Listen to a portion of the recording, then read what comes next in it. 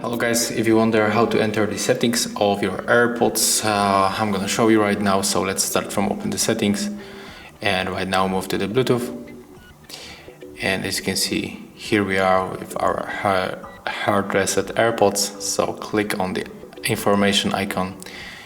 And now we are on the settings, so we can disconnect, forget this device, rename, change the double tap AirPod on the left or on the right AirPod, and also the turn on or turn off the automatic air detection, and manage the microphone settings that can automatically change from the left or right or be fixed to the one side.